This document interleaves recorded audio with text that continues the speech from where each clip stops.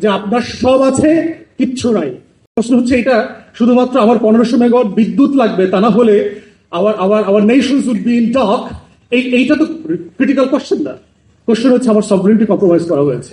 আমরা যখন quick রেন্টালের frame নিয়ে কথা বলি, আমরা লুটপাট অংশটাকে হাইলাইট করি, কিন্তু এখানের মধ্য দিয়ে যে আমার নেশনের সিকিউরিটি, আমার সভরেনিটিকে কম্প্রোমাইজ করা হয়েছে গুটিগত লোকের হাতে, এই পুরো সেক্টরটা দিয়ে, who are all aligned to Indian hegemony and by default Awami extension.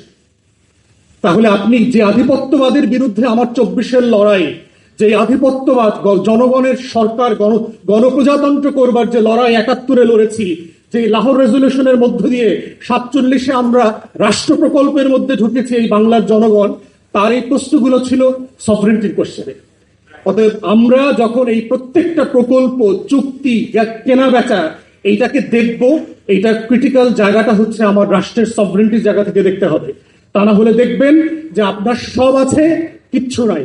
আপনার সব রিসোর্স ওভারনাইট ইনঅ্যাক্টিভ হয়ে যাবে।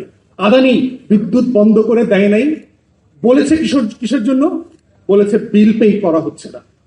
গত সরকার কুইক রেন্টালের আইনের কথা শামসুল আলম ভাই বলেছেন, গত সরকারের সময় ক্যাপাসিটি চার্জগুলো 35% পর্যন্ত দুর্নীতি, কমিশন খেয়ে সরকার পে অফ করে দিয়ে গেছে। এবং আমরা